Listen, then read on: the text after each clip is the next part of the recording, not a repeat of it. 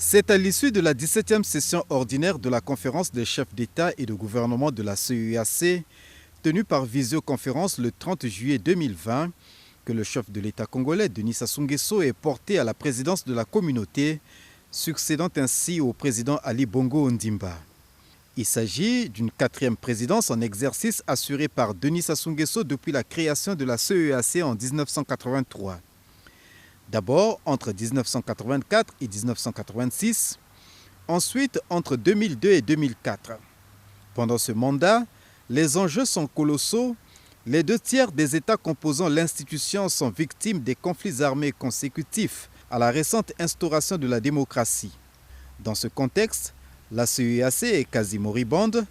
C'est ainsi que Denis Sassou Nguesso est choisi par ses pairs pour redonner vitalité et vigueur à la communauté.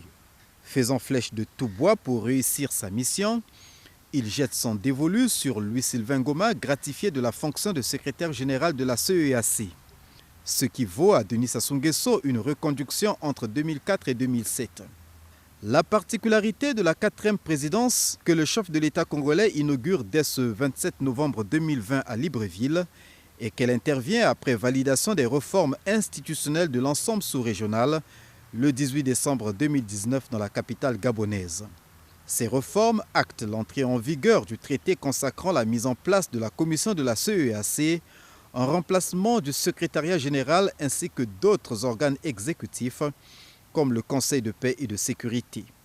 Cette évolution est l'aboutissement d'un processus amorcé en 2015 et qui vise la réforme en profondeur de la communauté économique des États de l'Afrique centrale. L'Afrique centrale, une sous-région présentée à tort ou à raison comme le maillon faible de l'intégration en Afrique. Pendant cette nouvelle et première présidence en exercice de la CEEAC, nouvelle formule, Denis Sassou Nguesso devrait notamment poursuivre les efforts engagés, stimuler l'autonomie financière de la communauté à travers la collecte systématique de la taxe communautaire d'intégration et activer le dossier de la fusion CEEAC-CEMAC. Créée principalement pour conduire le processus d'intégration en Afrique centrale, la CEEAC est un regroupement de 11 États riches en matières premières et multilingues, ce qui représente plus de 6,6 millions de kilomètres carrés et un marché de plus de 187 millions de consommateurs.